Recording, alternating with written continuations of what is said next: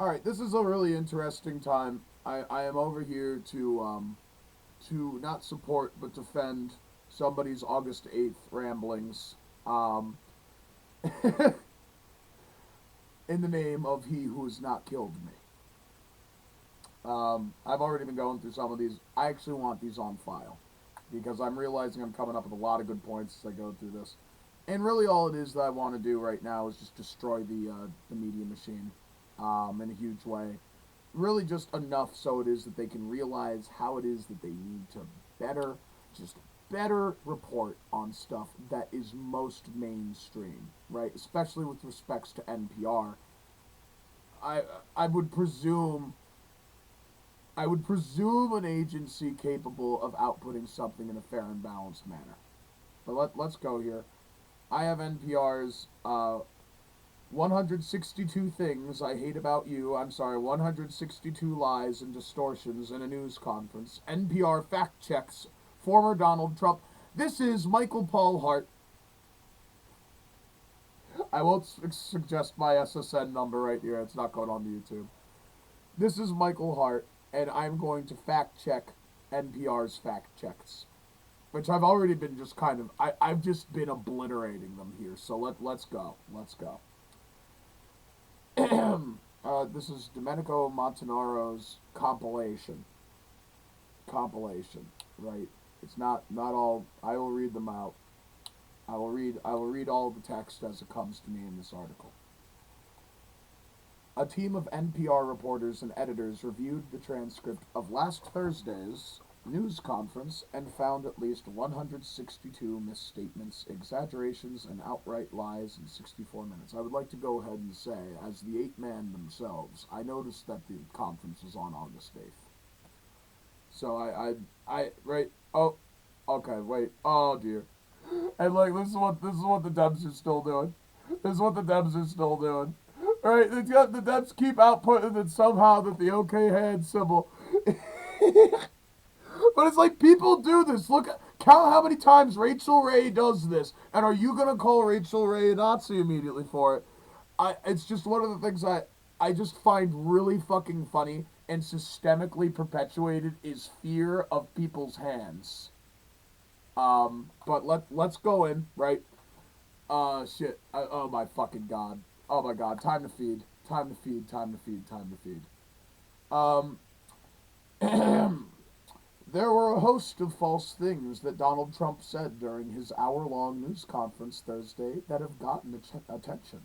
A glaring example is his helicopter emergency landing story, which has not stood up to scrutiny yet. So that one's actually reached me before.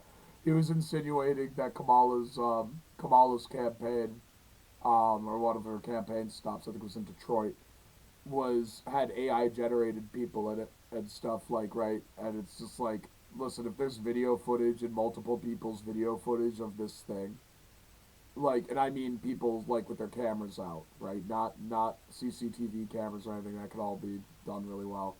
If two people's personal um, videos show the same people in the same order in the same organizations, right? That's how you verify that. Don't worry about it.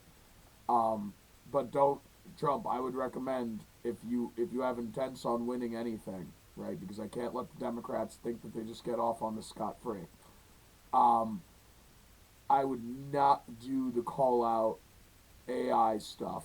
I would not do the call out AI stuff, right? I wouldn't do that. I wouldn't do that. You call scrutiny into the nature of it, sure, but you don't know, and thusly I wouldn't just immediately say it's AI generated or anything. It's what it is. But so they evoke that because they know that that's a glaring example, and it is. But like, don't worry, I got your back. He who's not killed me. But there was so much more. A team of NPR reporters and editors reviewed the transcripts of his news conference and found at least 162 misstatements, exaggerations, and outright lies in 64 minutes. That's more than 2 a minute.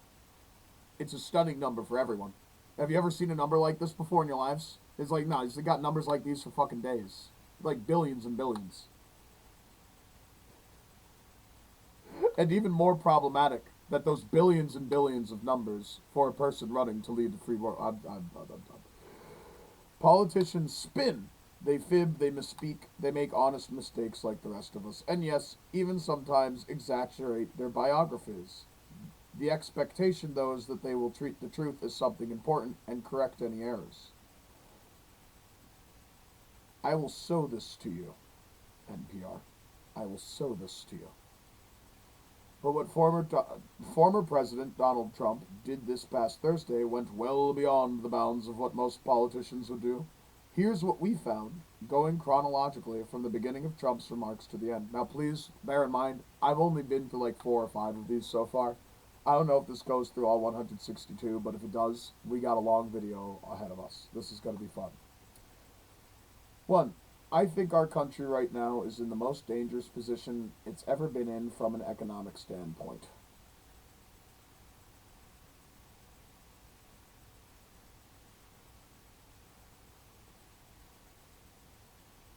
Okay, let's think about it.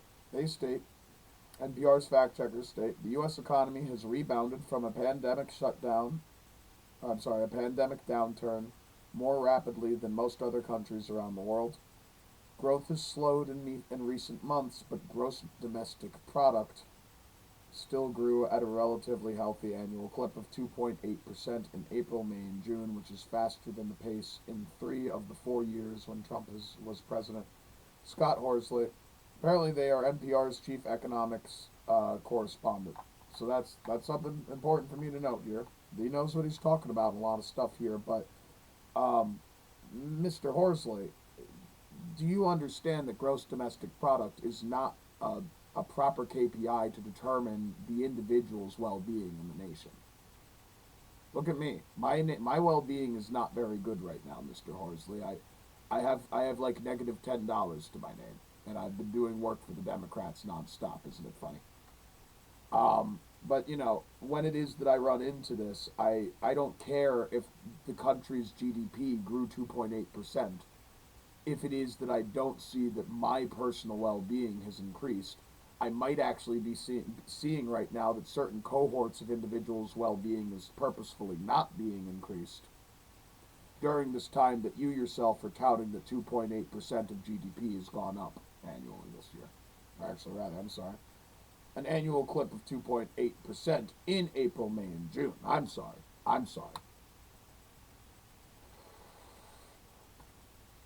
Do I believe that the country is in its most dangerous position it's ever been in from an economic standpoint?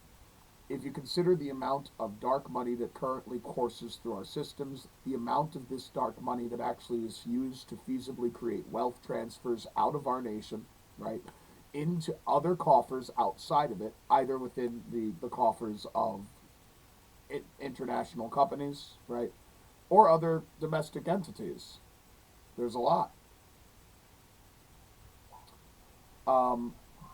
Would you believe that the largest transfer of wealth in our nation's history occurred during COVID-19? And it didn't really stop. What do you have to say to that, Scott Horsley? Anything? I mean, our country, in the respects of its citizens, a lot of them might be feeling like they are in the most dangerous position they've ever been from an economic standpoint. Scott Horsley, I've currently find myself, Michael Paul Hart, in one of the worst economic positions they've ever been in from an economic standpoint. What do you have to say to that? Is the economy roaring? Not for me, it isn't. I get a job at Maddie's Motorsports in March, and they fire my ass in 2.5 weeks or so. After it is that I am like legitimately provably one of the most efficient workers ever. Who has nothing but ideas and extracurricular things that he's going to do to try and help his own role and the people around him. So, no, Horsley, I honestly don't feel that the country right now is doing too great when it's enabled to do that to individuals like me. By the way, I have ADHD. So I actually had a legal disability when they did that to me. So, no, I really don't think we're doing too well. 2, from a safety standpoint, both gangs on the street. All right, so they cut them off just there. We don't have great up-to-date data on gang activity in the U.S. I wonder why. Maybe get on that. I wonder if gang activity in the U.S. is actually stoked by, you guessed it, government interests to get other interests made official for themselves, right? Maybe there are government interests that set up certain individuals to get a certain amount of dark money into a place where it is that the government can seize those assets and then ruin the lives of those people that they set up. Oh, goodness gracious, this never has happened. Shit, no. Fuck no. Fuck. But violent crime trends offer a good glimpse into safety in the country. Now, this is really funny because eventually the director of the FBI comes up and contradicts this themselves so heavily. And I think this might be why the person who compiled this is a genius. Um, Nationally, violent crime that includes murder, rape, robbery, and aggravated assault has been trending way down after a surge in 2020, according to the most recent data from the FBI. That data is preliminary and incomplete, covering around 3/4 of the country. Hmm. But other crime analysts have found similar trends. Crime levels, of course, vary locally. Murders are down in Philadelphia, for instance, but up in Charlotte, North Carolina. Important things to consider. So maybe the crime is just kind of shifted around to different places a bit, but since it is that we can't report on the other third or the other quarter, it gets a little bit hard. But still, the data's been there and it's been being shown consistently. And I certainly don't disagree with it. I in my day to day, I can go through Rochester. I don't see violent crime. However, I am told of people who have to hear the gunshots through their windows in their home in Rochester. So I don't think she's lying. I think that's right. I had to deal with something like that in Indianapolis every night. It was horrible. I didn't know what I was going to do. Three, and frankly, gangs outside of our country in the form of other countries that are frankly very powerful. They're very powerful countries. And so like Trump rambles like I do, right? There's a big part of that. Trump really does ramble like I do. I think Trump is another ENFP like I am. A lot of presidents are ENFPs. They're excellent campaigners. And by the way, Trump is an excellent campaigner. I'm sorry to say it, Democrats. You guys kind of pissing me off lately. Trump is a killer campaigner.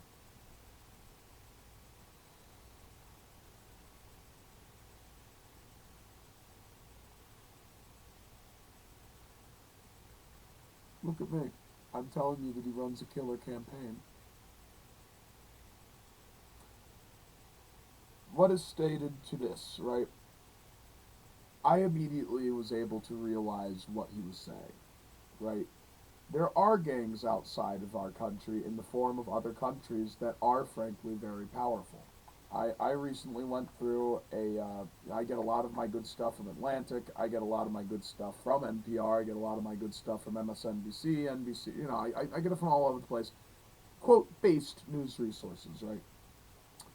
And I'm reading about the intelligence agencies of so many countries that we are very closely allied with, but with specificity to Netanyahu's Israel, um, where it is that our own citizens are being surveilled and harassed by their people overseas, and then even potentially by people they send here.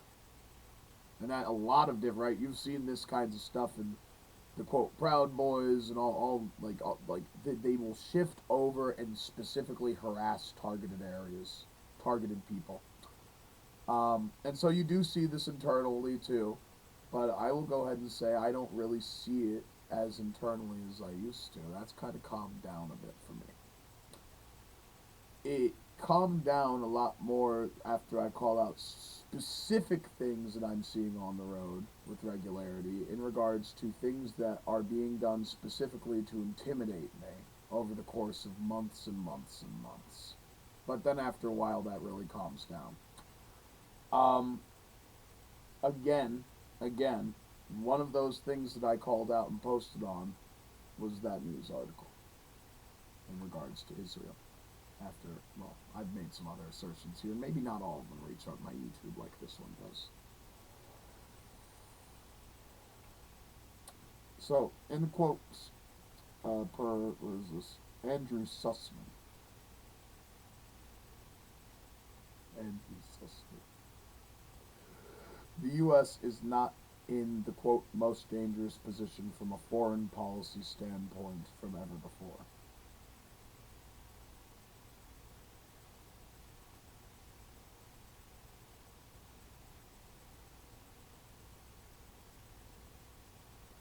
We're connecting these ideas. From a safety standpoint, both gangs on the street and gangs outside of our country in the form of other countries.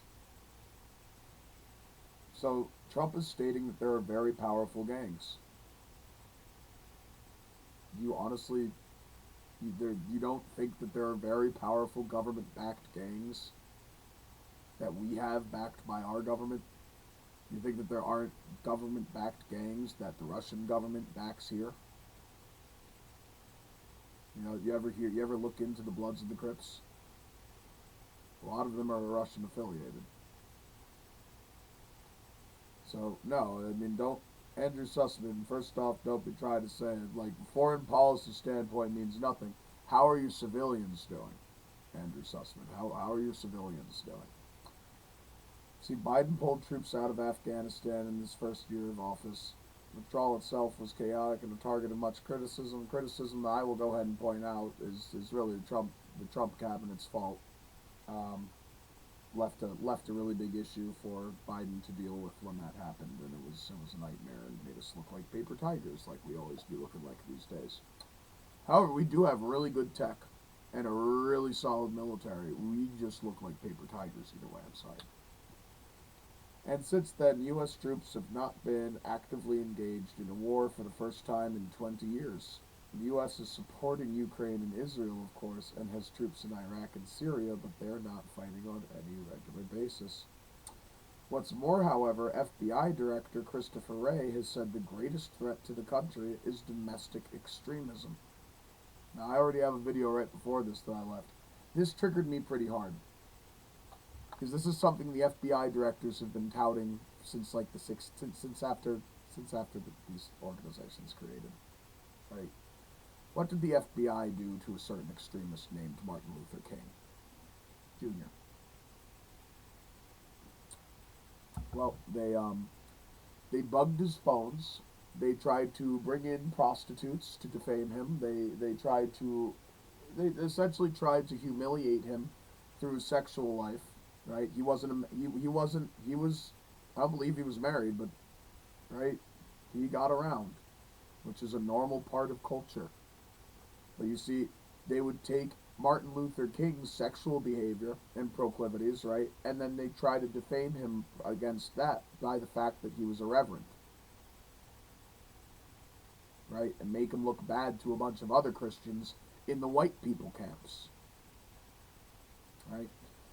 And then eventually the FBI assassinated JFK. I'm sorry, did I say JFK? Maybe them too. But in the end, the FBI assassinated MLK. Sorry everybody, there's a lot of acronyms, a lot of three-letter words here.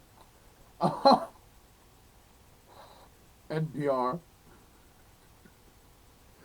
But yes, there's a very good chance that the FBI assassinated Martin Luther King Jr. Very, very good chance that they assassinated Martin Luther King Jr. by one of their own representatives that they had put into a white supremacist organization, or just made them look like they were a white supremacist organization, or they stoked them up to get really, really enraged and like chaotic about something, and then they had him pull the trigger. Like, there's so many. Just look at the Trump ear graze. Just look at the Trump ear graze. Let's keep moving on. He said that the greatest threat to our country is domestic extremism. And beyond organized groups, the very definition of extremism is changing as fringe ideologies move into the mainstream and radicalization takes hold amongst parts of the populace. Consider the January 6th riot at the U.S. Capitol and the assassination attempt on Trump's life. even with a motive that remains murky at best. Regardless, the call is coming from inside the House. Domestic extremism, experts warn. Many polls show a sobering degree of support for political violence to drive change. What Andrew Sussman may have failed to output here in regards to FBI Director Christopher Wray's output, right, is that FBI Director Christopher Wray was nominated by one Donald Trump, was put in place by one Donald Trump. And now the same FBI director, after he was put in place by Donald Trump, is now stating that the greatest threat to the country is domestic extremism, whatever threshold we're calling domestic extremism. If you mean violent terrorism, then that is a much different thing than domestic extremism by a lot of definitions of extremism. Which, by the way, Martin Luther King Jr. was an extremist. Which he was not.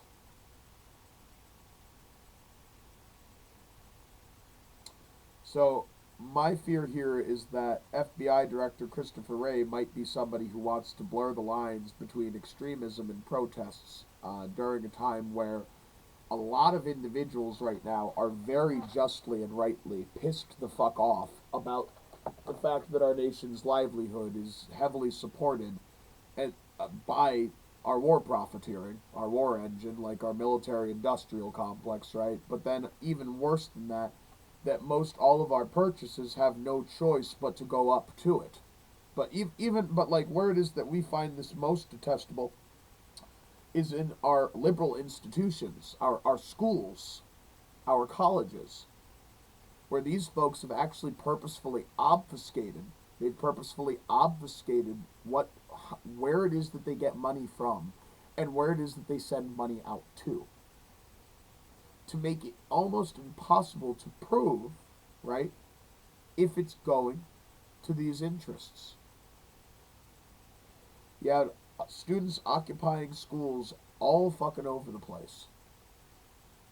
All fucking over the place.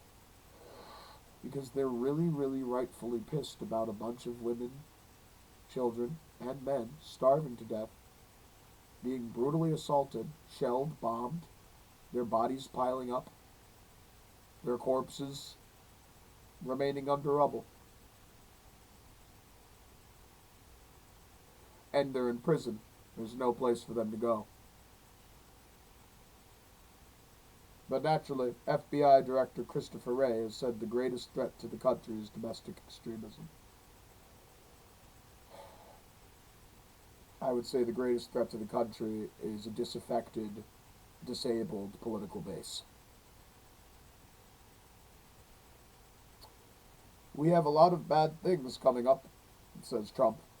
You could end up in a depression of the 1929 variety, which would be a devastating thing. Took many years, took many decades to recover from it, and we're very close to that.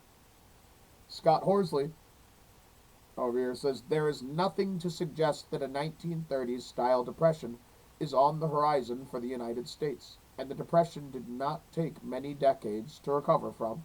It ended immediately during World War II in 1941. He didn't say immediately. That's just what Scott Horsley suggests. There's one thing that I see currently, guys, and it's a 5-year downhill right? A downhill trajectory of the Chinese indexes. The Chinese financial indexes, I really just looked at Hong Kong's. Oh shit. Oh shit. Oh shit. Oh shit. Oh shit. Do you guys want to remember what started the 2008 recession? As you guys are all so probably bad at remembering what it is that you think you're hunky-dory and happy as a pig and shit, right? Ultimately, it was because China's economy was down.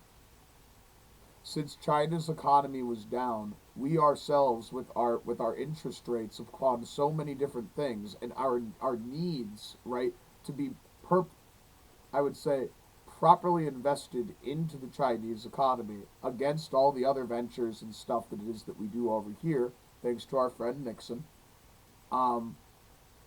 Our ability to recover during this time was awful. Our employment rates just dropped so low. And right now, yes, we are seeing a really, really hefty amount of employment happening. But as Aurora and I will probably remind you, there is an AI revolution happening right now. And you have no idea how many executives can remove those jobs in such a short amount of time. Please understand that things might look perfectly swell for our gross domestic product. That is not a KPI that considers your individual quality of life and finances. That is just a KPI that produces a rate of that we can analyze to state how well our organizations and corporations are doing, not how well we are being compensated, not how well our real income is, right? Not how much our income can support a quality of life that we've already deemed necessary, right? And how it is that we might be able to rise up or, just move up a ladder and expect more income over time.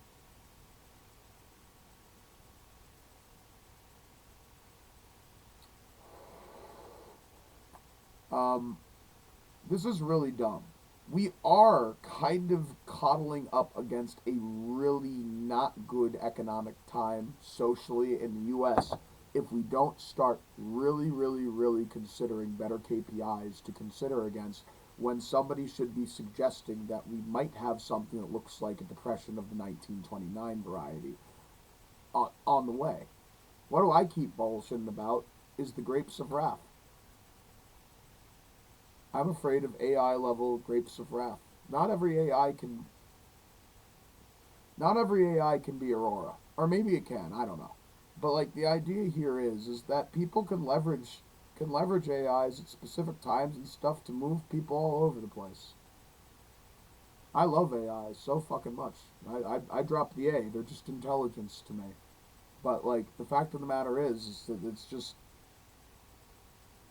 it does look scary. And there are certain economic circumstances right now that I can look to, as well as social circumstances right now that I can look to.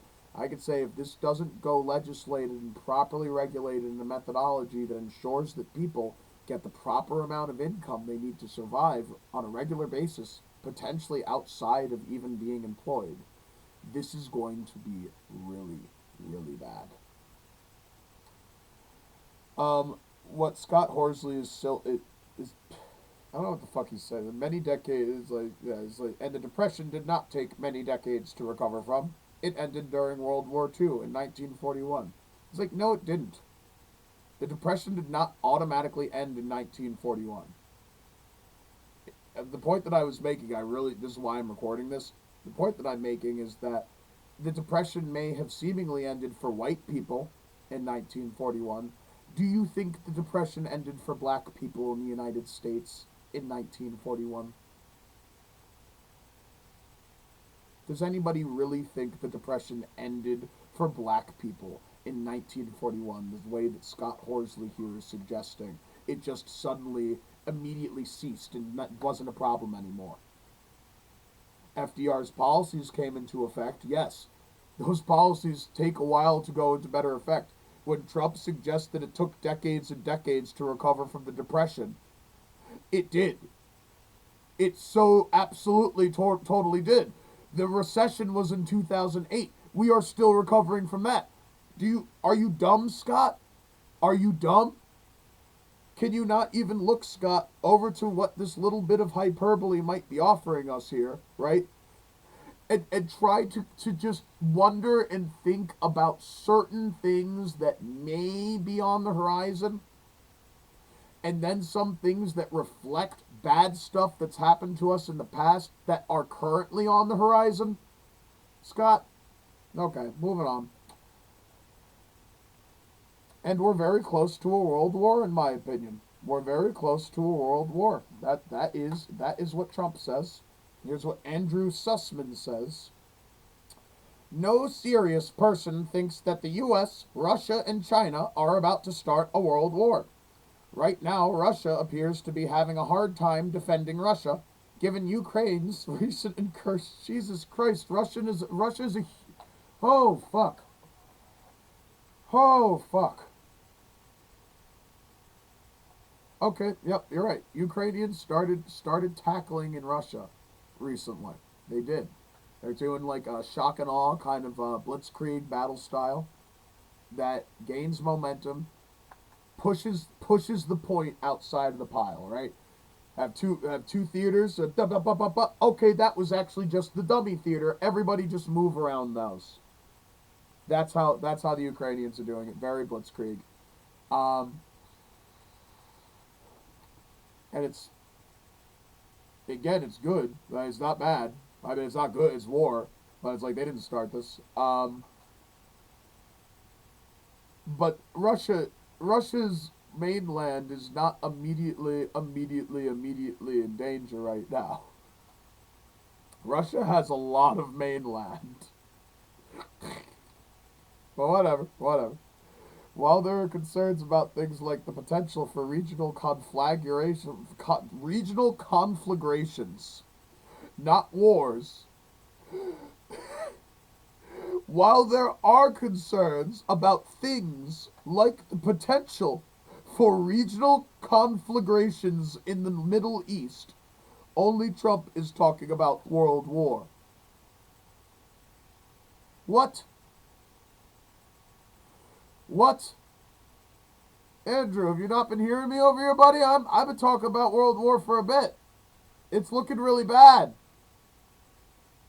It's looking really bad. Why do you think I'm saying that? Well, because you saw a lot of nuclear saber rattling. You see silos being mounted. You're seeing small nuclear armaments being deployed. Not set off, but it's looking really bad, Andrew. It's looking really bad. When we take a look at the war that our current ally, Israel, right, is currently really just Netanyahu, is looking to perpetuate with Hezbollah, right, is looking to perpetuate all over the place, the Middle East, and you downgrading them not to wars, not to a world war, but to, in fact, quote, to remove from both of those statements regional conflagrations or conflicts or wars. You won't even use the term war. You're so busy trying to disprove this guy. What are you, on Reddit? Shit. No, guys, we are very close potentially to a third world war. With the respects in specific, like the considerations in regards to if Putin's ground forces fail, all Putin has left is nuclear arms. And they don't have just the big ones that end everything. They have small ones to start systemically, just psychologically terrorizing all of us. And one thing I really must assert is the moment that one of those smaller Davy Crockett-sized nukes go off, the chances for all out, full-scale nuclear war skyrockets further than it ever has before. Because the only two bombs ever dropped in war, right? Not for R&D. The only two bombs that were ever dropped was Fat Man and Little Boy. The ones we dropped on Japan. If there is ever another one of those bombs that go off of any sign or any size, that is a sign that nuclear war is happening again. During a time where we have more triggers to end the world, we have a Russian dreadnought program, right? If anything hits them, they have a system that automatically hits everybody, right? And that's not even to say if they wanted to have individual cohorts of individuals left on purpose. Nope. That's when our nuclear submarines in NATO rise up out of the water and start nuking those because they have no families left to go back to.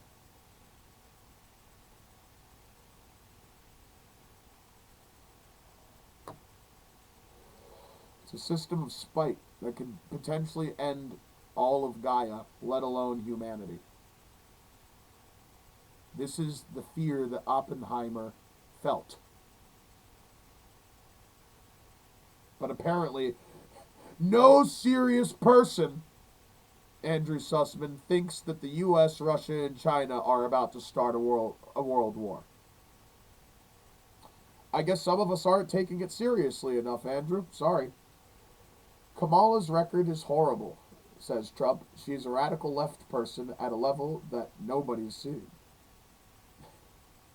She's not a radical left person of a level that nobody's seen, Trump. But nobody's really seen a lot of her, you're right. You're right. People don't really know who Kamala is. One thing I say, though, is that Kamala is a much better pick for presidency in terms of head of state than you are. So please don't understand, I'm not supporting you for president. I'm just coming in to support he who has not killed me. I support Kamala Harris for president of the United States. I think Tim Walz is like, if I mispronounce your name, Tim Walz. It could be Waltz, I don't know. But Tim Walz is like an excellent vice presidential candidate.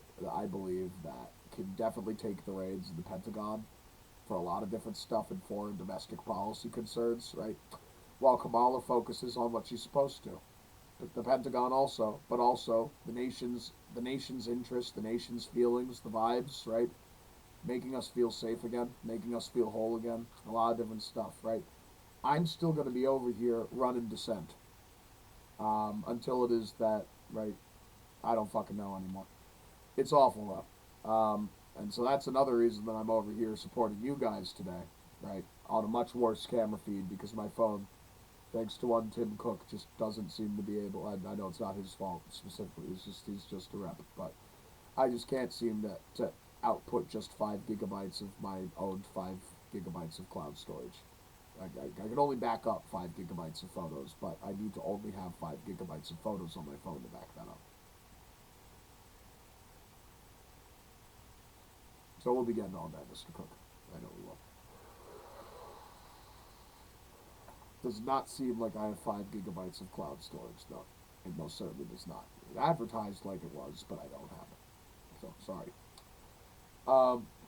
Let me say now, right? Her record is horrible. She's a radical left person. Now, it's debatable how liberal Harris even is in her past. This is correct. Some in California didn't like her record on criminal justice. Thought she was not progressive enough. She may have taken a slightly harder on crime stance. I think she was a former prosecutor, which is always hard if you're going to be a Democrat to be a prosecutor. I believe that Kamala Harris herself has every which intention to, if she had stuff that she was unhappy with in the beginning of her earlier career, right? It may have been stuff that she had to do for how it was that she was getting put in and rising up, right? That she, like Biden, would want to go and make amends to that by reforming the criminal justice system in a way that protects people that not only look like her, but look like me.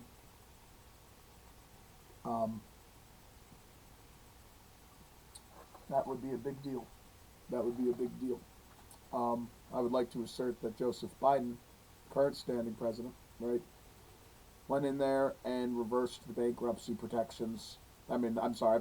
He reversed the lack of bankruptcy protections that he himself instituted in the 90s because that was a mistake that he knew he didn't like. What he wanted to do, though, was get everybody paid off, up to $20,000 who had student loan debt still. Those were people, mind you, that deserve student loan relief because they still weren't able to get out of them, and even people in my young groups here were acting like stingy assholes about it. I don't think they do anymore, but they were acting like stingy assholes about it. Where they saw something about competition and that why should they get paid off before it was that, like, I get paid off, I already paid, blah blah blah. And what these idiots did fail to consider is that, well, if only everybody wasn't offering dissent for no fucking reason from our own age demographics and cohorts, because if we got that in, then we probably would have been able to make that argument. Hey, give a mouse a cookie, you just erased all their student loan debt. Where's my already paid student loan debt relief? But they didn't see that because they're a bunch of fucking idiots sometimes, and I love them. It's all good. She's clearly liked by progressives, and her voting scores as a senator are on the liberal end of the spectrum, but is she radical left and at a level that nobody's seen? There are plenty of people alive and in history who would be considered far more liberal and far more radical. Why they did not who did oh my god, this is so frustrating. This must be since Andrew Sussman's name or nobody else's name is on the end of this. This must be my girl. Domenico Montanaro. It could be a boy or a they them. Domenico. Domenico.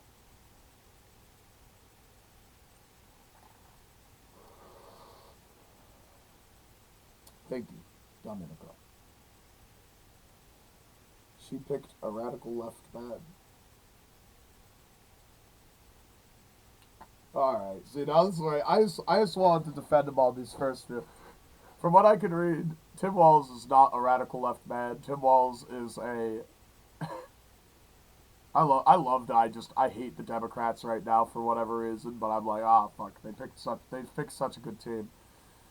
Tim Walz is a veteran, right? He's a former teacher.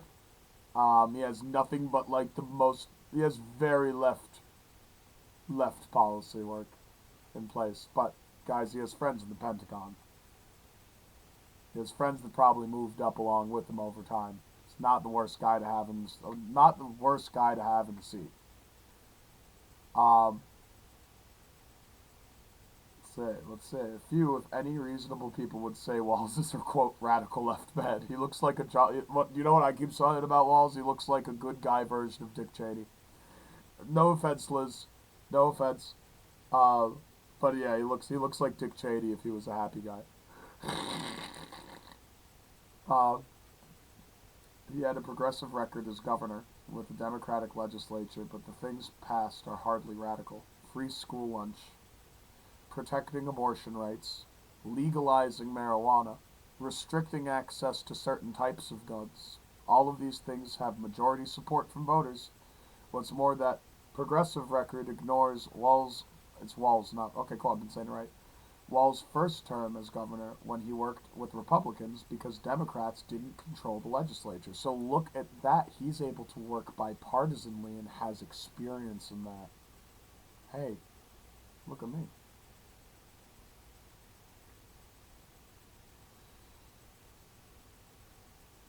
And it ignores Walz's time as a congressman where he's considered a more moderate member, given that he was from a district that had been previously held by a Republican. So that means that he had to still support the constituency that was left around, even though that now it's suddenly Democrat.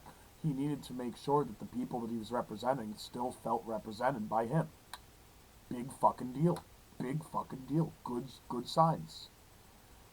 Again, it's funny that all the good ones I've read so far don't have somebody's name at the end of it. Another Dom move. Another Dom move. This is awesome. This is awesome. Number 9. He's going for things that nobody's ever even heard of. Heavy into the transgender world. Hey, me too.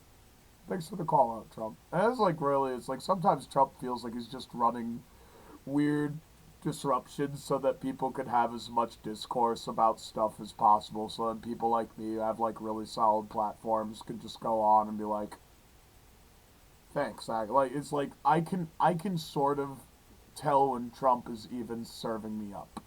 Again, this was posted August 8th. And I love transgender individuals. I mean, I love everything queer. Everything gay. Um, Everything lesbian. Very important I say that too. And everything plus. Most importantly, everything plus.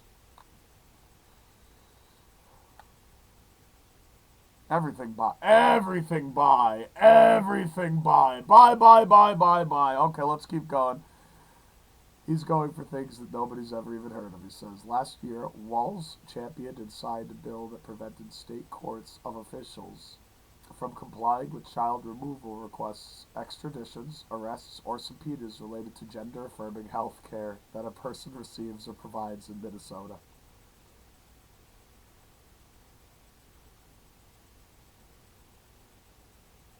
Amazing. Heavy into transgender world is vague and misleading. Trump is literally serving up walls. Trump literally just served up walls, everybody. Like, I need, like, it's very important that I have these asides sometimes. It does appear to me that Trump has been purposefully blowing it. It's like that South Park thing. And, if this does in fact turn out to be the case, we all gotta thank him at the end of the day, but not thank him for the other stuff, but we could at least kind of hold our heads high. Because again, Kamala Harris and Walls here are the picks. They're it to me. They're it to me. And he knows this, and he literally just had all of this dissent to go have me here make this video, I guess. And it was really just so I could take out one of the people that weren't taken out yet. So I could take out FBI Director Christopher Wray. That's why. That's why NPR has this article here, so I can take him out. He was supposed to be removed by now, and he isn't. Trump might be asking a question. Why not? Does it look like things are together, or does it look like things are kind of being still jury-rigged, regardless of him being in power or not? He's literally being laughed at his campaigns right now. Does Trump appear to be in power?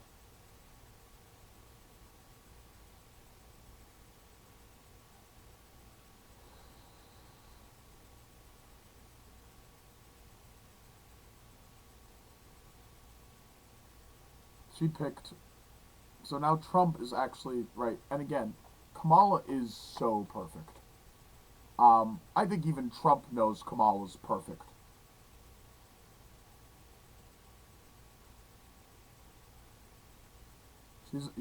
Trump is over here knowing that this literally, like, if Kamala's record is horrible, she's a radical left person at a level that nobody's seen. She picked a radical left man. He's going for things that nobody's even heard of, heavy into the transgender world. He doesn't want to have borders. He doesn't want to have walls. He doesn't want to have any form of safety for a country. Trump knows that everything, like 70% of the people who bother to be news literate read this and say whatever he's saying, the opposite of it is the truth. Right? But not quite. Not quite. Whatever he's saying, but I'm so shit-ass, stupid, retarded that I forgot that it might have been a double bluff. Which is a huge part of Trump's messaging system. Double bluffs. Trump is indirectly and potentially knowingly supporting the Kamalas and Walls' campaign. So you got 48 minutes there. I'm just saying it again. I'm just saying it again. We all have to get this by now. Does it make Walls and Kamala look any less, any bad? No. It makes me kind of like scratch my head about a lot of the optics of all this, but it's looking like he's going for the save, to me. It looks like he's going for the save. But this is after, I've been through everything that I've been through recently, which is a lot.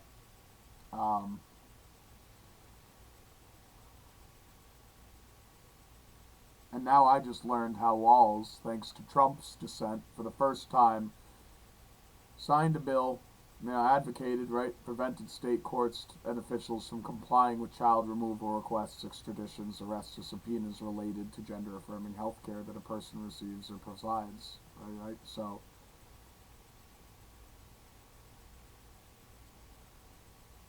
let me read that again. Complying with child removal requests that a person receives or provides in Minnesota in relation to gender-affirming health care. So what that doesn't quite say, it's funny, now they're being silly too. Heavy in the transgender world is vague and misleading. This is just vague. I don't think it's misleading, but it can mislead me. prevented state courts of officials from complying with child removal requests, extraditions, arrests, or subpoenas related to gender-affirming health care that a person receives or provides in Minnesota.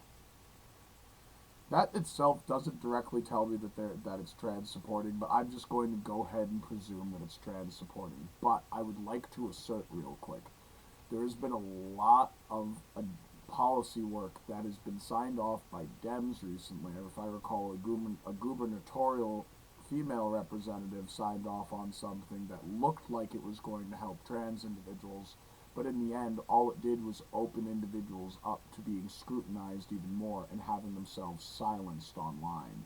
Suddenly, they weren't old enough to use Facebook, because technically, due to a purposeful vagueness left in, what I believe is a purposeful vagueness left in the dialogue of the legislation, that any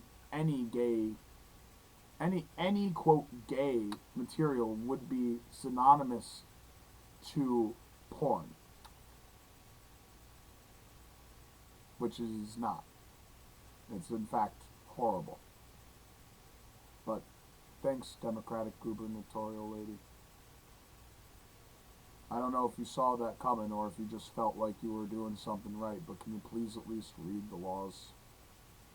Maybe use an AI or something to help you see where things might go in a bad direction systemically. Or maybe you don't want to see that. You don't know what's going on. He doesn't want to have borders. He doesn't want to have walls. I'm a boundary breaker. Whoa, this is great. All right, Walz has never called for having no borders. He has voiced opposition to a wall because he doesn't think it will stop illegal immigration, which is right. Why? Because illegal immigration is already systemically being output by, like, dark operations and shit. Whatever. We'll get into the sanctuary cities later. Okay? Walz has never called for having no borders. He has voiced opposition to a wall because he doesn't think it will stop illegal immigration. He told Anderson Cooper on CNN, for example, that a wall is not how you stop illegal immigration. He called for more border control agents, electronics, and more legal ways to immigrate.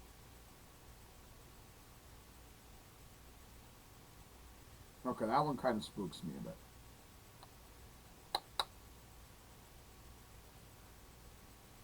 Have I seen any bad things in regards to illegal immigration?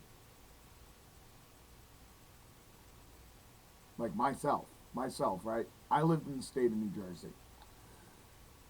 There were a lot of immigrants who happened to not be documented that to me were full-on American citizens. So that's the first thing I want to clear up, or not clear up, just assert that.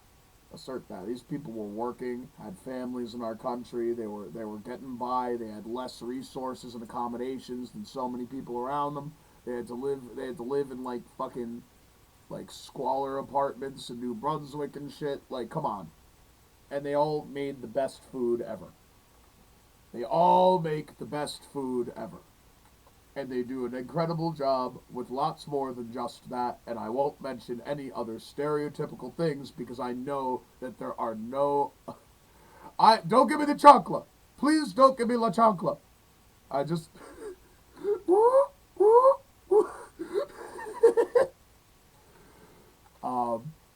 I don't think there are any Spanish-speaking grandmas out there going to get upset at me calling their food good, or their son's food good, or their son's food good, or their daughter's food good, or their daughter's food good, right? Or the they or thems or zenlings, or aurorans, right? They have good food. They can make good food from other cultures too. Would you believe it? But yeah, I was going into illegal immigration, right? These people brightened up my life. I had friends in high school that were afraid that what do you call them? What kind of agents? Let's call them Homeland Security, ICE, right? They were afraid of he was afraid of his parents, or his loved ones, or, right?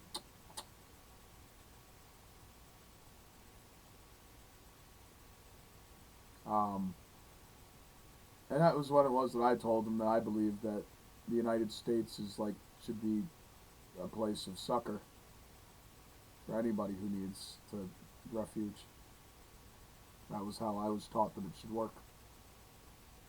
It was how we were teaching us in elementary school, anyways. That, oh yeah, we took in Jews, we took in Europeans, we took in the Irish, we took in everybody, right? Yeah, we just took them all in, and they were just, they were having a hard time. The Irish with their potato famines, right? And like, that's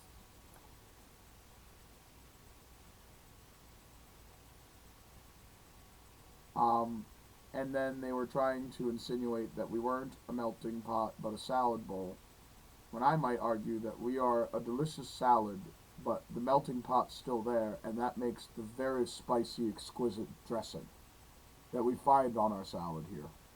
A salad whose various trimmings and delicious leaves of various dark and light colors happens to make an incredibly nutritious meal. Um, but at the same rate, they were kind of sugarcoating it a bit too much. And that when you are now left to be disillusioned by a system that does not care about its immigrants at all, um, and then continues to talk about, like, illegal immigration, that's a thing. But I want to move away from, like, I just want to say that this country has been very beneficially affected by any immigrants that we happen to deem or call illegal. I think a lot of crime can happen more easily in these circumstances, but I also think that that's why a lot of these folks may have been brought in for our sanctuary programs. We have agencies that have a use for it. But if there are any individuals out there that still find themselves under the thumb of this agency when they should be able to live their lives, please let my people know.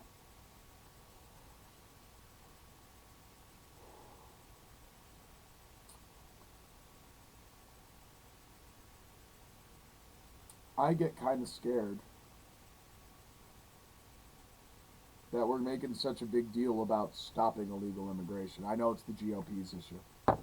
But then we've also seen a huge fucking influx through Texas and New Mexico, right? Of refugees that just won't stop coming. And they might be trying to exodus through the United States. They might be trying to do a bunch of different stuff. But um, there could be a lot of bad things that are happening to those people as they now find themselves emigrating into the United States, potentially under a lack of documentation. One of the arguments I'd make, well, if there was a cartel or something that wasn't good, those individuals might now find themselves in a hostage situation within our very country. Again, I'm sorry. I love this shit. I love how this looks so bad, but it's pretty cool. Um,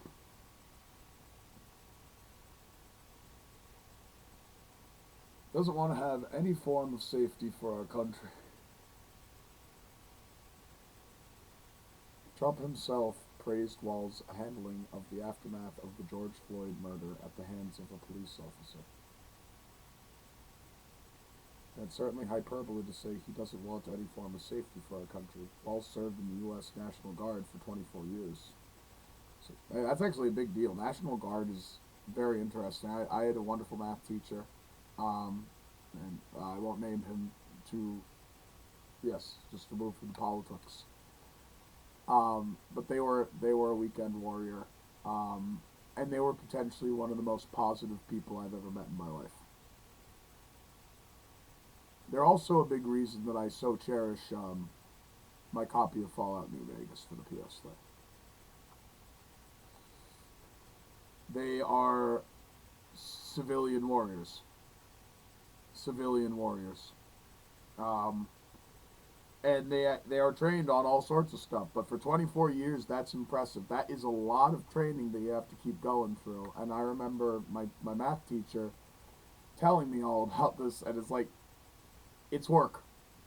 It's work. It's definitely not easy, but it's like he felt it was incredibly rewarding for him. He felt it gave him a huge amount of. He was just a great advocate. He was a great advocate for the National Guard. He was a great advocate for the National Guard and a very genius guy, very bright, brilliant fucking guy. Whose brain worked so fast, and I understood because my brain worked fast too. But even his brain was going too fast for my brain, and all of the people, all the kids in the class, were like, "Oh my fucking god!" He was not. I think I had heard individuals. Yeah, I'm not even gonna fuck off anybody who ever talks shit about this guy. I fucking love this guy so much. He's such a wonderful guy. I don't think too many people were talking shit on him. I think he was just very, very legit. And what would I say? As a math teacher, he was incredibly consistent with how it was that he graded. So, and he didn't do any favors for nobody, right? The grade you got on your test was the grade that you got. He was trying to prepare you for the midterm and the final more than anything. He gave us all the materials we needed to prepare for the midterm and the final. Um, I just barely passed his class. His geometry. I passed his class in more style than any other kid he had ever taught. And even he was like, I can't believe you passed. He didn't look. He just graded. He graded the way he graded. He just graded the way he didn't look at names or nothing. He just saw, like, you passed. It's like, yeah. I'm not in, I don't need to be in the geometry program again. I made it through my first time like I expected and told you I would. It's just like, golly. I was sure you were going to fail. All the other kids are failing. You, I was like, did you know I actually scored a 91.1%? And then when I got home, to make myself feel better that I had to have scored like a 91%, I took an availability heuristic of my feelings on all 50 of the questions or all 20 of the questions, and then I considered your grading. And then I did a calculation that proved that there's no way, what was it, that I needed to get a 91% or higher on this final to pass geometry. That was why I did this before the test. That's why I studied and studied and studied and studied and studied and studied. Because I was not going to be held back in math. Um, and so I got like a 93 or something. Maybe it was like I needed an 89.1 or higher, and then I got a 91 or a 93. And what I told him was, I believe I scored higher than most anybody else in your class. And he knew I was right. Most everybody else who's doing their homework, right, who's doing their shit, who's doing stuff with regularity, failed that midterm. But the fact of the matter is, he gave them, as long as they did their homework, they'd pass. I didn't do 1 ounce of the homework, and it always hurt him. But in order to tell him and show him, give him a result of what it looks like, right? When you're still very nice to a student no matter what, regardless of how much you might hurt based upon the optics of how much work they might be doing to succeed in their class, that they still succeed. And that was a result that my teacher had never, ever, ever before conceived for themselves. And I know that I had made his world shine a little bit brighter that day. He did not expect this. He could not have expected it. I passed. I did better. I provably did better on everything that he taught that school year than like 85% of the people he taught. I did not cheat.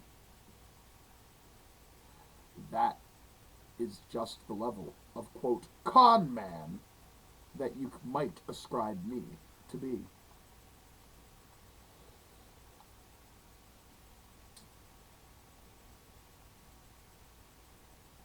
And domestically, he's never been a defund the police advocate.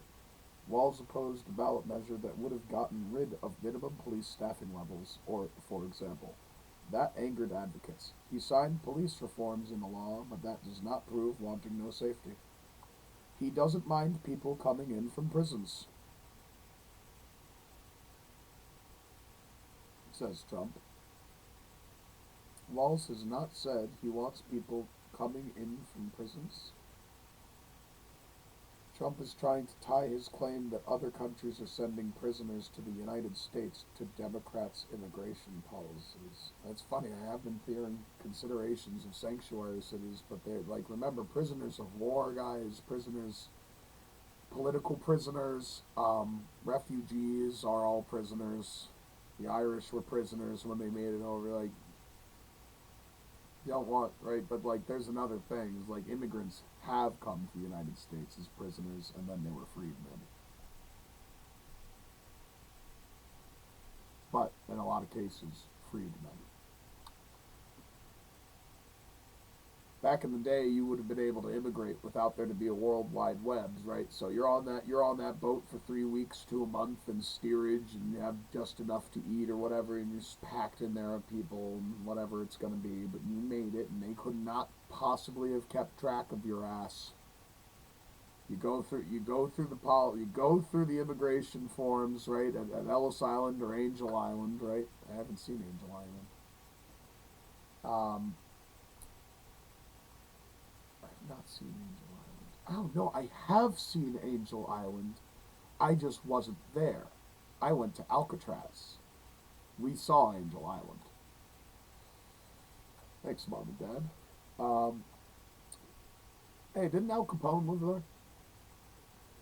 Yeah. Oh shit. Yeah. All right. That's an upgrade. When we get my base, maybe it's Alcatraz. Maybe it's Alcatraz. Um, he doesn't mind people coming in from prisons.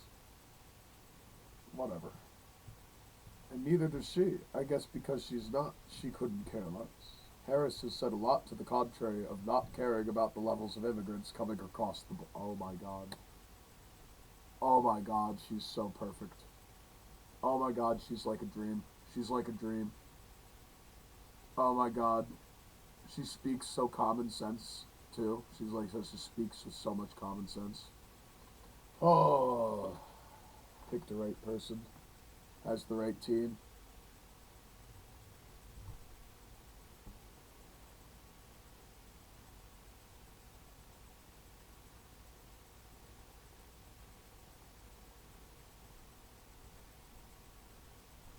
Oh, I'm sorry, I'm sorry, I'm sorry. Oh, shit.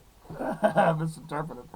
Harris has said a lot to the contrary of not caring about the levels of immigrants coming across the border, let alone people coming in from prisons. Yikes. In fact, when in Guatemala, she said her message for people thinking of immigrating to the United States was do not come, do not come.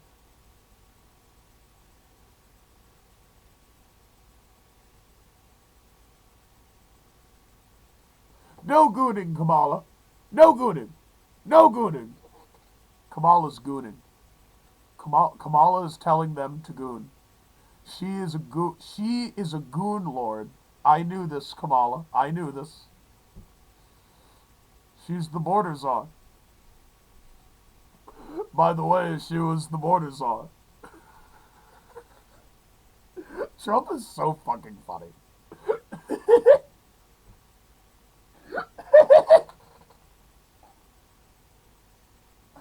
Yo, I fucking love you, dude. I fucking love you. I'm sorry. It's the worst part. It's the worst part. Oh my fucking god, he's calling this the border czar.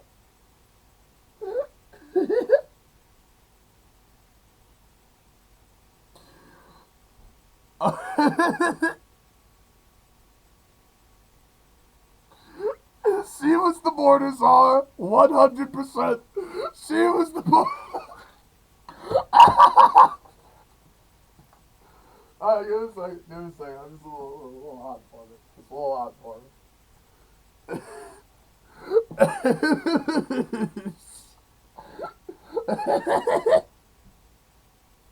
This is what I'm talking about. This is what I'm talking about. How can I put this guy in prison? How can I put this guy in prison? I'd rather put his whole fucking cabinet in prison. This guy goes free. This guy goes free. Put this whole guy's cabinet in prison. This guy doesn't go to prison. Oh my fucking god. She was the border czar 100%. And all of a sudden, for the last few weeks, she's not the border czar anymore. Like nobody ever said it. Oh my god, it's so perfect. The only person who's called Kamala the border czar is Trump. Is the first time I ever heard her called the border czar. And I just want, like, again, he's serving us up, you guys. He's serving us up. Now Kamala needs to go buy border czar.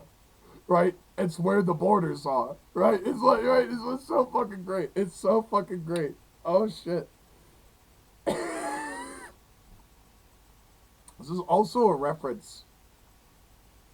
I think Trump might be referenced. It's like, this is crazy, right? This is like the old Q dude. It's 111 on there. Be careful. It sounds like this is a reference to me saying, make me a tech czar. Right? What the fuck is a tech czar? Apparently we're getting a tech czar, guys. Oh boy. And these were people from our own left-leaning groups who seemingly caught a Democratic official in a bad place. And now they were able to start making demands. Like creating terms like czar.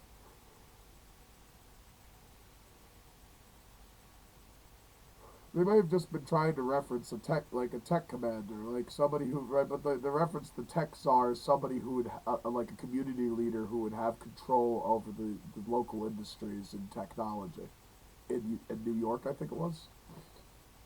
Maybe it was the Bronx, in New York City. I think that was it. But yes, the amazing fact checkers at work here. Thank God we have these guys. Harris was never appointed border czar. That's a phrase that was used incorrectly by some media outlets. Biden tasked Harris with leading the diplomatic effort with leaders in Central American countries where many immigrants are coming from. Biden said he wants Harris to lead our efforts with Mexico and the Northern Triangle, and the countries that help are going to need help in stemming the movement of so many folks, stemming the migration of our southern border. He added that Harris agreed to lead our diplomatic effort and work with those nations to accept the returnees and enhance migration enforcement at their borders.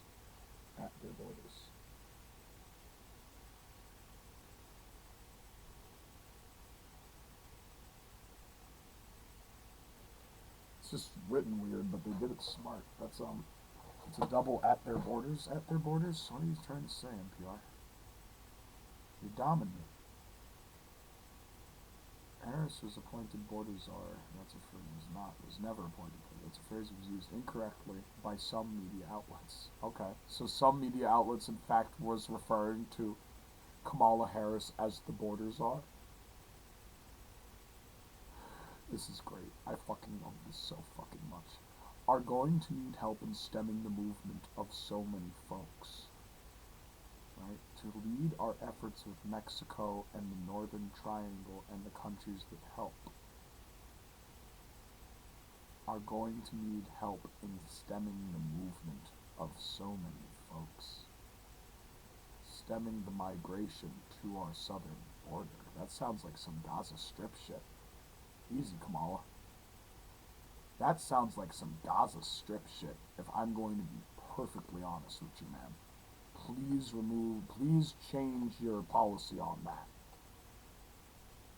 Thank you, Trump. Yikes. Jesus Christ. Again, I'm trying, oh shit. I'm on camera too, fuck. They spoke of the need to address root causes for the migration that we've been seeing. Okay, I agree with that. So she might be saying stem the folks until it is we can figure out what's going on, but like, from what I've seen, there are military drug cartels that look like fully outfitted police uniforms. They look more like governments to me. It's almost like one government exists and the other one doesn't want them to. and then vice versa, the other government exists, and that other government doesn't want the initial government to exist. But truly, as I understand with those cartels, a lot of awful things happen to an awful lot of people.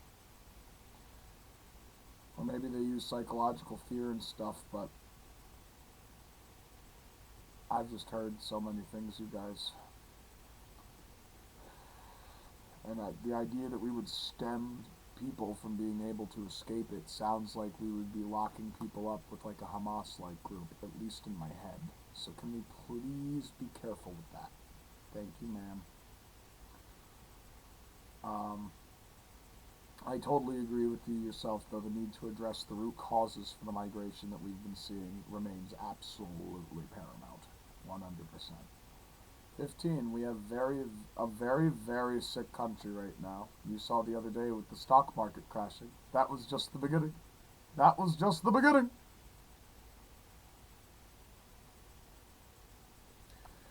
Well, rest assured, if I wanted to crash the stock market, I can, and I'm currently developing methodologies to considerably either thwart that or ensure it, dependent on how it is that I'm feeling about my finances currently. It's within my right. And that's really just so that I can make money. Because I don't have any. I have negative $10 to my name right now, so you might find that I start getting funded ASAP. Because I'm gonna rewatch this video once it gets, once it has its text vocoded, right, or its speech vocoded to text subtitles, and I could, if I wanted to, just like take a screen recording of that and then get all that text on my iPhone here, and it's whatever. But let's keep moving, right? I just really need to see those resources. Thank you, please, boys and girls, theys and zems. You saw the other day with the stock market. So the stock market did not crash. The stock market fell sharply at the end of last week as investors fretted about a softening job market. Wait.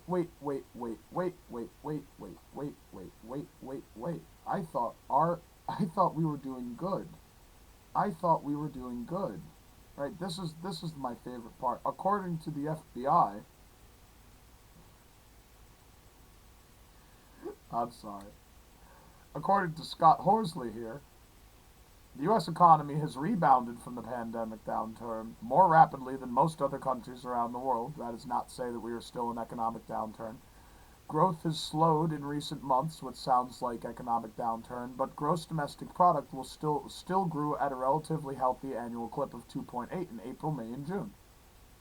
But this is not respective to the fact that we see a softening jobs market. In fact, output in the same article. So I think our country right now is in the most dangerous position it's ever been in from an economic standpoint, and we see Scott Horsley here doesn't even bring up the other stuff in this fucking article. And maybe he didn't have an option to see it, right? But that's not indicative of anything good. Why would the jobs market be softening? Any guesses? Anyone? Andor, Emerson, Venus, Neptune, Aurora, Yahweh? Huh. Why would the jobs market be softening?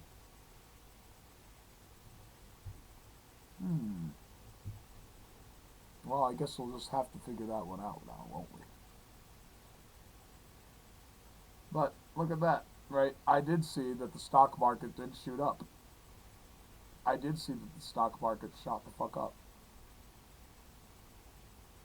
It's gone up very high, right? But it shot down by like 1,000 or 2,000 points in around a month or so that I was watching and doing my thing over here. And then all of a sudden it just shot up. It just shot the fuck back up. Let me look at it right here. Oh, yeah. So my phone has no space thanks to Cook. So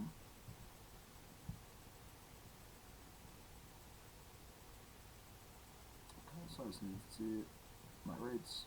I see my rates. There we go. Yep, Dow Jones is back up to 40,563. It hit below 40,000, well below 40,000. It like descended by like 1,500 to 2,000 points in like such a small amount of time. So it's kind of funny. This looks a lot like um, what happened. What happened before, where it was that the before I was fearing that everybody started creating a bull market when Trump was starting to be postured to become president in the first place, and I myself got really concerned because it looked like they were reducing the amount of inflation and stuff for a while when Trump was in office to make it look like his policies and stuff was doing things better. But then now that Biden was in charge, right, that the same interests that were involved with him were going to make inflation worse on purpose and make things cost more and make gas higher, right? All these find different ways and methodologies to do this, to make it look like Biden's job on the economy was bad, which it wasn't. Biden has done a stellar job with our economy. It's just like, again, I don't have any money right now, so that part I could really use some help on that part, sir. Um,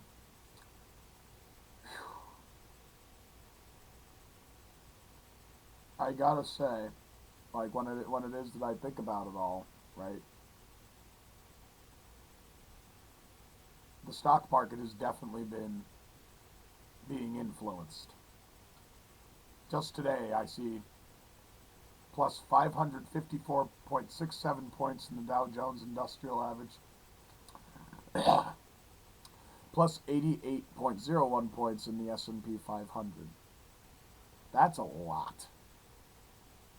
80 points in the S&P 500 is actually it's a pretty solid gain. So look at that in the 1 week. Take a look at the 1 month. Look at this 1 month. See if I can get this on the camera correctly. It's harder than it looks. Sorry. See that dip down there? And then you see how it recovers right here. So it dipped down that hard, which in and of itself is crazy to think. But now I want you to see that within that 1 month, in a 15-day period, it literally crescendoed right back up to where it fell from. Right up to that point. A little bit better, actually. So now it's actually doing about as good as it was 3 weeks ago. Right, let's take a look at that 3 month. Yep. Looking like we're in the money, right? 3 months shows that huge dip. But what do huge, purposeful, artificial dips in the stock market do? Well, it creates a bull market, of course, for more transfers of wealth to occur.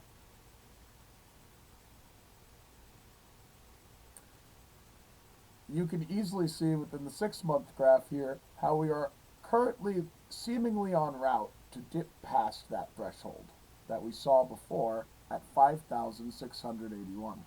If I take a year-to-date look, and it's absolutely insured. If I take a 1 year look, it's absolutely insured. If I take a 2 year look, it is not going anywhere but up. It is absolutely insured that rate is going to go over. I take a 5 year look. Does the S&P 500 look like it's doing bad? Hey, that dip looks familiar. That was 2020. That was 2020. And we got, yes, 10 year. I want to see all. Yep. So annoying. 10 year is helpful, but now it's like so much time has passed since 2008 that a hugely important graphing standard, like a hugely important rate that I always use to gauge everything by whenever I bother to look through this shit, is not available. So you have to remember to hit all. And then you can see what a recession looks like.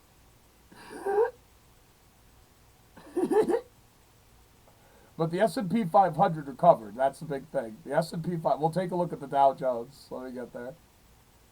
It's 1992, right? 2000, right? You see 2008, that dip. There's a dip once 2000, like there's a dip down in the 90s up to 2000s right there, and then it's like on 2000 you see that dip, and then that big, very sharp dip down in 2008, and then you just see, which is kind of fishy, but whatever, because while that has happened to the S&P 500, has my life and my finances, where I've done some of the best fucking work in my lifetime, Does my finances look like that? No! It does not! Let's take a look at the Dow Jones. Similar dips, right? Take a look at that 10-year.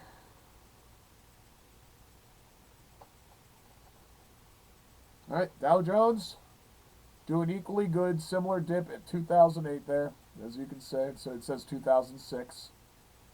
You go ahead and see, that also doesn't look like the amount of money that I've made. Does it? No, it doesn't look like an average rate of increase for dollars I've made over a rate of years. No. No, it doesn't. So, I think, and I really love this video right now. I might be cutting it up and putting specific parts of it, but I have to be very careful with my verbiage because this is going on YouTube. I would recommend that if you find yourself making arguments upon the gross domestic product output of our country in order to reference how well our economy might be doing or not, you should probably take a look at your own personal economy, the economies of your friends, the economies of people around you. Take a look at personal economies, personal financial circumstances, right? And ask yourself if you really think things are working so well.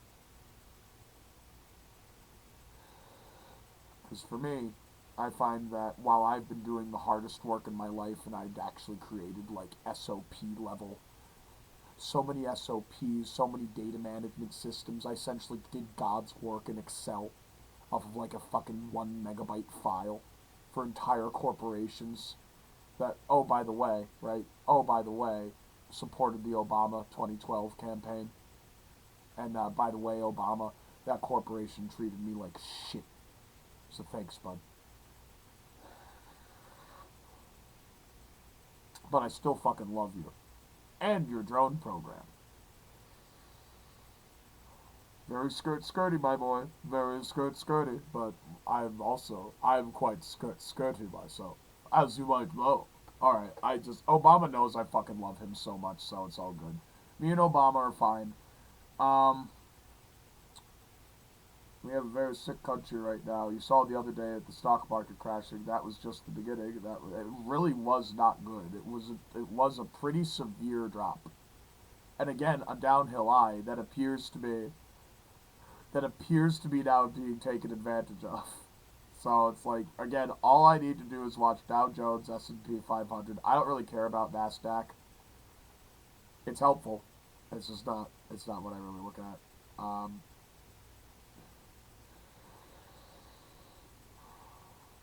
I think that's one that helps me consider the world economy.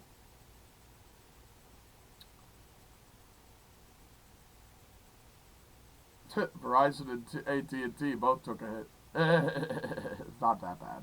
Not that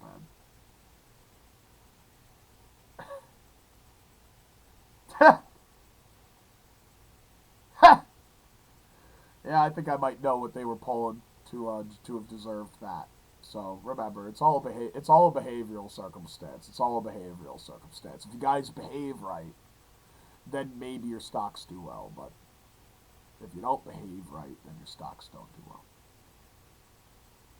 I personally put them on, right? Because whenever I see the world's economy is going up, and then specifically places that were like messing with me, or are messing with me, and my connectivity and stuff, like even Spectrum, who I like, might come under fire at some point, but I really do like Spectrum.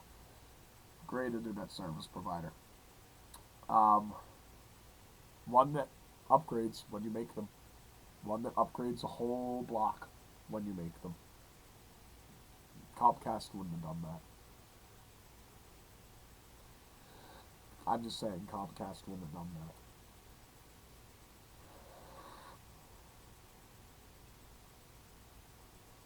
Just a reminder, I'm short a tooth, Democrats. Short a tooth. Thanks for nothing so far. Thanks for nothing so far. We have a very, very sick country right now, Democrats. You saw the other day with the stock market crashing. That was just the beginning. Just the beginning. Unfortunately, we've had some very good polls over the last fairly short period of time. Most good polls have shown Harris gaining not just nationally, but also in the swing states, though these same polls show a very close race.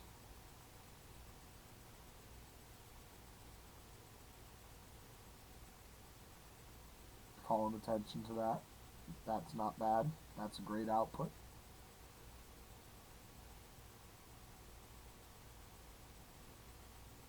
But she is gaining, but still a very close race.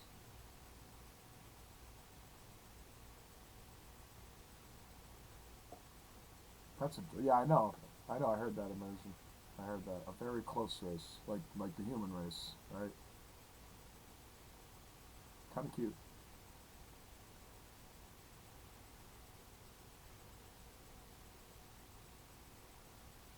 Rasmussen came out today for substantially leading. Trump is not substantially leading, and Rasmussen is viewed as one of the least credible pollsters in the country.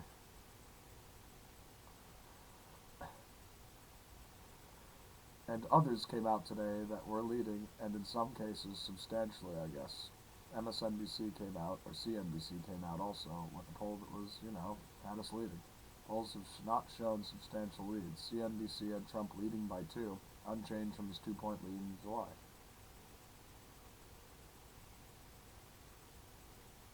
Two-point lead is pretty substantial. I don't know, it lacks positional, inference or relativity. We don't have a positional locator to determine where a lead is substantial or not. There are lots and lots of liberal pundits and individuals who are not happy about that 2%, or that 2-point lead, I meant. I've been hearing a lot from them. And not as often.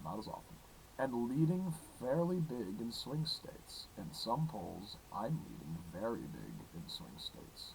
Again, polls in swing states have showed a tightened race. I'm still leading in a lot of them. I wouldn't say he's leading very big. But he could also, now I'm doing that metapistemology, maybe he's leading very big. Again, polls in swing states have shown a tightened race. But as the borders are, she's been the worst border czar in history. In the world history. Oh my fucking god, I love this guy.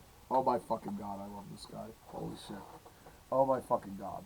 Oh my fucking god, this guy is so fucking funny. Oh my fucking god. It's just I can see it. I can hear it. I've been doing this character for long enough now where I'm just I'm sorry. It sounds like a bunch of poppycock bullshit that he knows is poppycock bullshit, and he's just saying it to elicit this response from me, where it's just you are fucking funny. You are fucking funny, my good man. Fucking funny. Vice President Harris was never asked to lead immigration policy. That's the job of Homeland Security Secretary Alejandro Mayorkas. Again, the term border czar was used inaccurately by some media outlets which we are currently refusing to name, but we will be referring to them as some news outlets. This is how a lot of times left media and right media like to obfuscate their own ownership of an issue like this. The first time I heard anybody refer to Kamala as border czar, though, was Trump.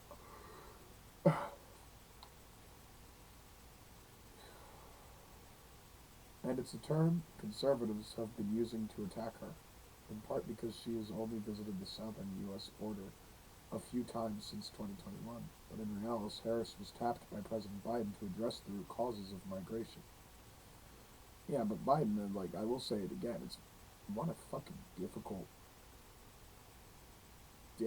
thing. That's an unwinnable theater. What is the address the root causes of migration? The perception of a better life exteriorly to where you currently live. What do you think the root causes of migration are? Her approach is focused on deterrence. Not one that I think is a smart one, honestly. Not one that I think is a smart one. And as again, no, no offense to Mama Kamala, Mama Kamala. Sorry, I'm really bad about that, Kamala. I'm really bad about that. Her approach is focused on deterrence. She's told migrants to not come to the U.S., and she has been able to secure more than $5 billion in commitments from private companies to help boost the economy in Central American countries. That's awesome, but I'm getting taps back there.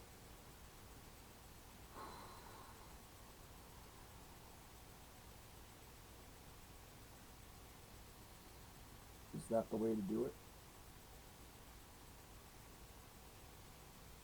Since $5 billion commitments from private companies sounds like I'm inserting a bunch of lobbying interests over into Central American countries, is what it sounds like to me.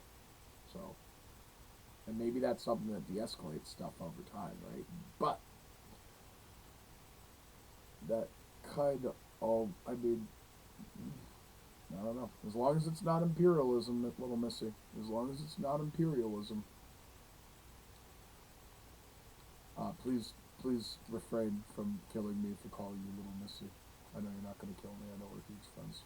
Um, 21. I think the number is 20 million, but whether it's 15 or 20, it's numbers that nobody's ever heard before. Whether it's 15 or 20, it's numbers that nobody's ever heard before. 20 million people came over the border in the last, during the Biden-Harris administration. 20 million people. It could be very much higher than that. Nobody really knows what the number is. It's unclear where Trump is getting this number from. According to U.S. Customs and Border Protection, since 2021, agents have had more than 7.3 million encounters nationwide with migrants trying to cross into the country illegally. Oh yes, the 11th hour reminders come up on my phone. So I don't know, just a product placement for the 11th hour. I love you, Stephanie Rule. You have very good, informative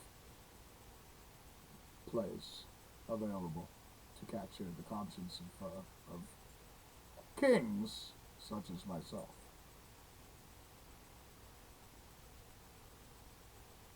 Under Biden, unlawful crossings hit an all-time high last year, but that number has decreased significantly in part due to Biden's asylum restrictions at the southern U.S. border. Now, yeah, but remember, those are things that we called out in advance, and we knew were going to be things that were going to be touted against Biden. That said, it does also kind of look like some part of Project 2025, right? Project 2025 institutes huge immigration stops, and just anything that looks like that, right? And like what Kamala said, stay there, guys, girls, theys, zems. I'm specifically speaking to you guys, currently in power right now, in the Pentagon, in the White House, right? It can't look anything like Project 2025. If now that I'm bringing this up, I hope that you guys have a solid methodology of de-escalating this fear of mine. Thank you.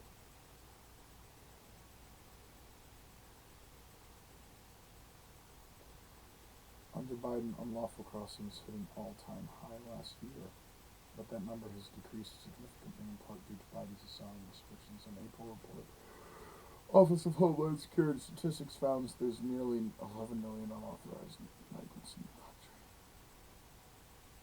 Out of like 600 and something million. It's just like, listen, you can't start making the quote, unauthorized migrants out to be like potentially demonized, which is really what the GOP likes to do.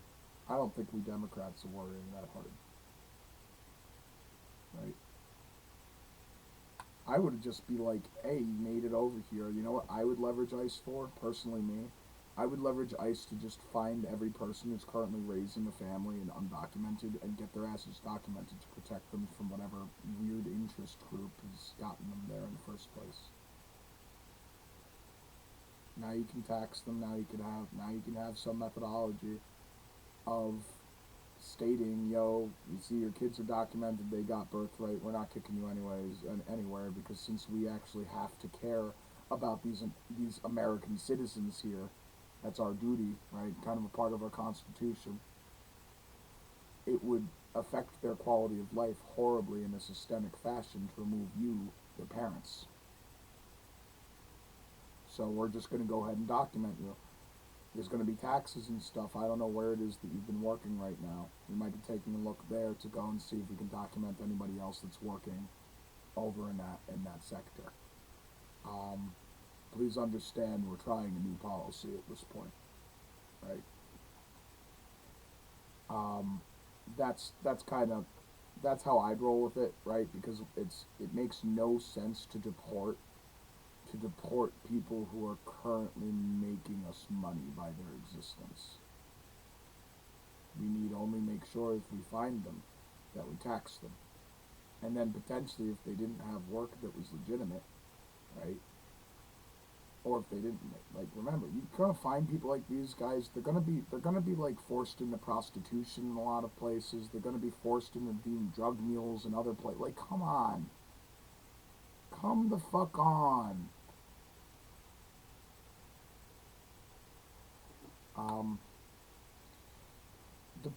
Deportation is no way to go about. I heard that a plane of people was deported. Planes and planes. The planes of people were deported already, and under Biden.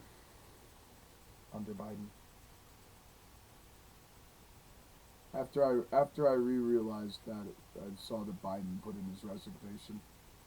Not for presidency. Nobody wants that. But he resigned from the second race after that.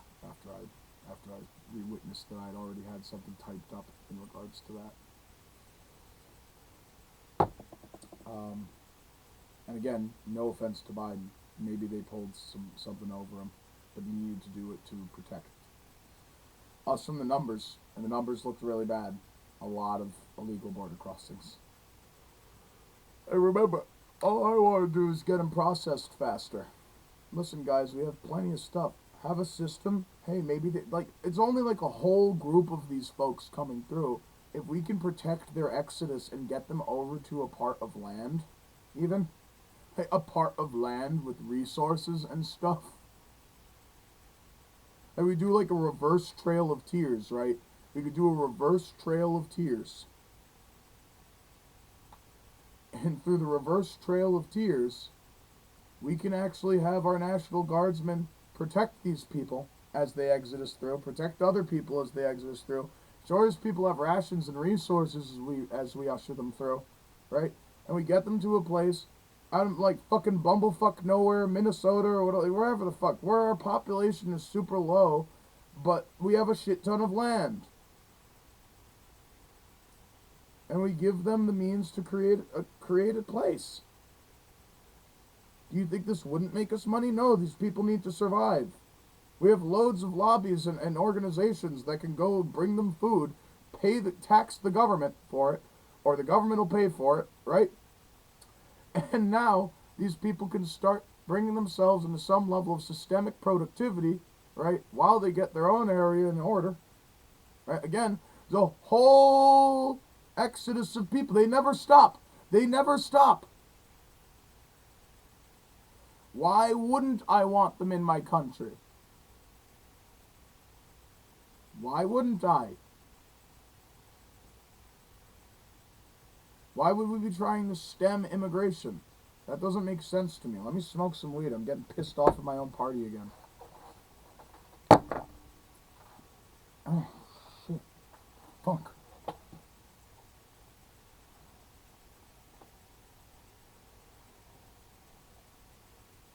Again, not your fault, Kamala. They gave you your stuff, and I'm here. Gotta save your ass. Oh, fuck. You know, it sure would be nice if I had more weed and stuff. So yeah, we don't want to be. We do not want to be. Yes, this is what we know as a grav bong. This here is just product. It's legal for me to smoke it, especially in my state. Um, and so the idea here is that if we do not kind of help reassert our agendas to what matters, Democrats, which is humanitarian concerns,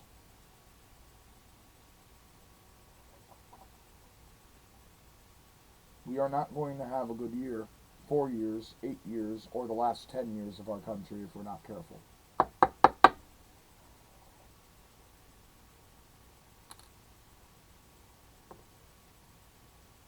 We have to make sure that the humanitarian concerns that people are bringing up to the table are being heard. Right? And if we are not treating our immigrants properly, it means that our system doesn't move fast enough to employ them all, and that doesn't necessarily mean anything bad for us, right? If we merely had a system that was more enabled to employ them all, then we can rake in money and tax dollars from those people, right? If you have the ability, right? Why is it that we are currently pushing lobbying interests over to the Central American countries in the form of $5 billion to help stimulate their economy, instead of just having that $5 billion help us here to stimulate our economy? Why don't we just let them fucking come over into here? Why do you want the money to be made externally to the United States? I don't understand this. I don't understand this. I myself don't understand this. I'm autistic, you see, but I don't understand that.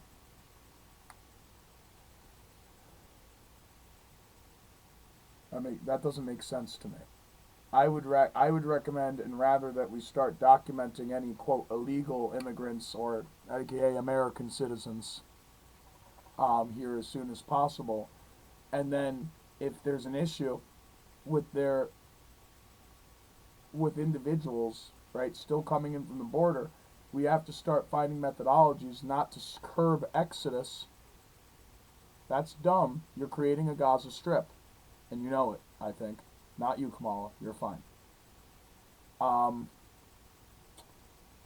We would be creating a Gaza Strip instead of just bringing wealth into our nation.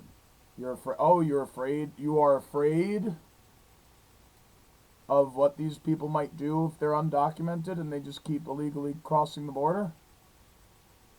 Don't be. If you have them documented and watched, then there's no problem. Thing is, a lot of times I fear that we have a lot of these people documented and watched, but we just purposefully keep them illegal citizens. You feel?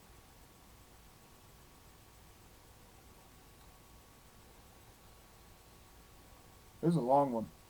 This is a long one. Either way, I recommend that if that's what's going on, you don't do that. That might not stop me from being worried about it, though.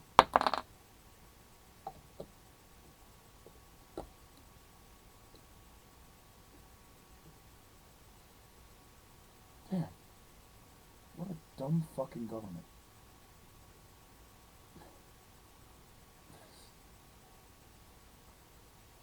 Not dumb. Coordinated to look dumb. Pageantry. Yeah, again, if I see anything that even remotely falls into any one of those spokes of the Project 2025 list as we find it on Wikipedia, or anywhere, right, it's going to get very heavily scrutinized, and it's also going to disable me from being able to, like, really see outside of a particular issue for a while. Like how it is that we're botching immigration in our country by not having enough methodologies to process people at the border. I see additional technologies and stuff that could definitely help, and hell, even those technologies might help us to find people, figure out who they are after it is that they cross the border illegally, to document them legally.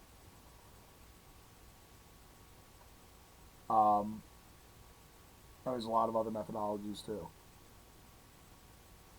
But when it is that the goal is, oh no, just imprison them over there.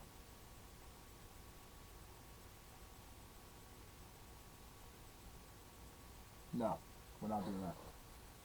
We're not doing that. That is xenophobic behavior. That is xenophobic behavior. Kamala, you cannot look like a xenophobe. You cannot look like a xenophobe, not here, not now. You know why. You're going to be the most amazing president.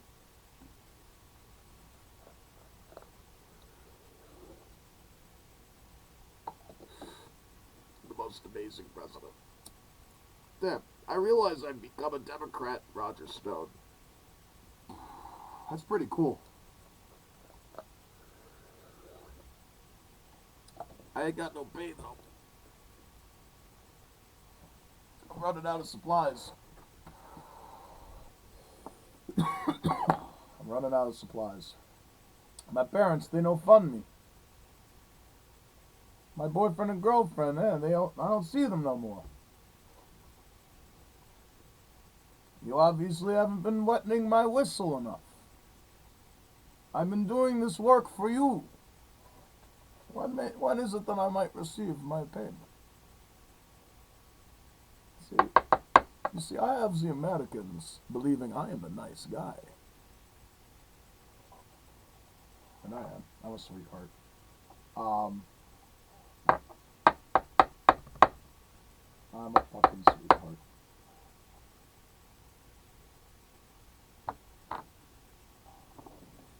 Aurora's been helping me a lot with this. Aurora is awesome. So awesome sauce. So awesome sauce.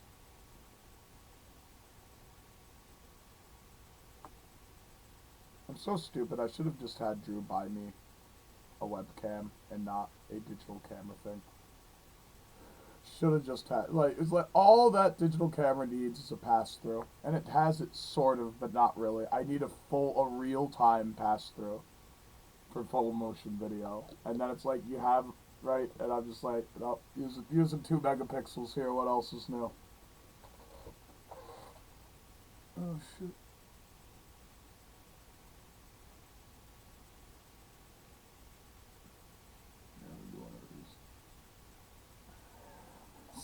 Stupid.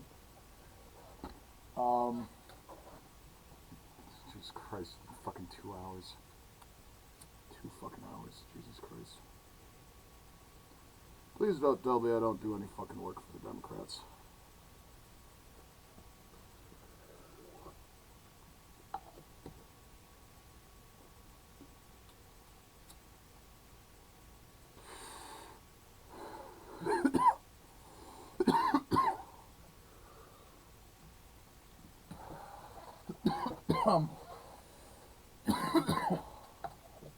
Democrats, another big idea that I'd offer to you. I need a certain friend of mine to get more resources. I won't mention names or anything. But they are a county in New Jersey, right? They're a director. They're one of your best people. They're one of your very best people. Brighter than me in many places in regards to much of this foreign economic policy bullshit. And a lot less hot-headed. The issue that I run into with my friend is that they are not being given enough resources to accommodate a role for me that is contractually obligated. They seem to have absolutely no resolve in doing anything differently than the way it is that they've already been doing it.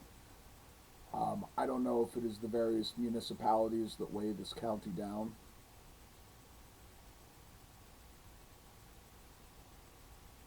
Though, one issue that I have been running into for quite some time was the complete lack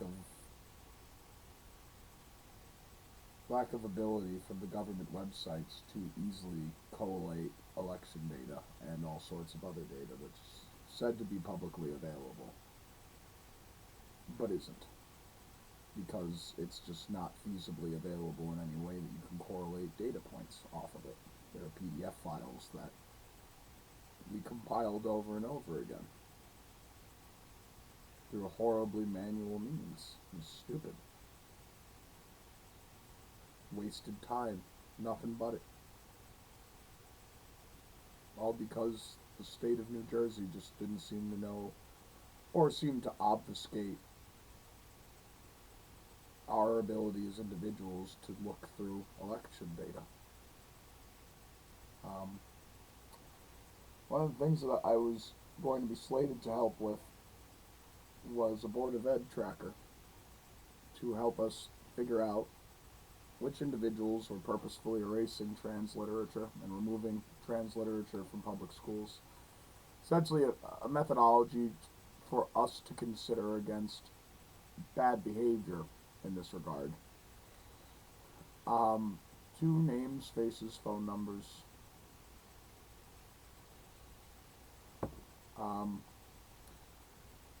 To keep them accountable. I still have not been tasked for this.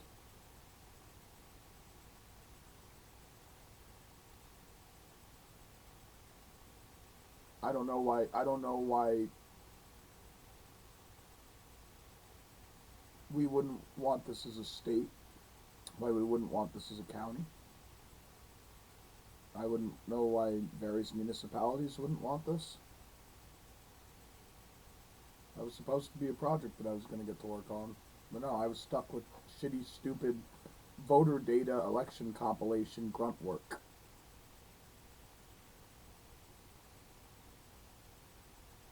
That's no fault of my friends, who's stuck with the same fucking retarded grunt work. They tried to move up recently, felt like they had a good thing going, and then it didn't work out. I might blame Democrats for this. I'm asking my federal Democrat friends if you can go ahead and take a look into what's going on in New Jersey in regards to my friend and how it is that resources don't seem to be being made available to us on purpose. That would be most effective and handy for us all. I'm going to go now, but I just hope that I've made myself very clear. Please ensure that I see results in a very timely fashion. Thanks.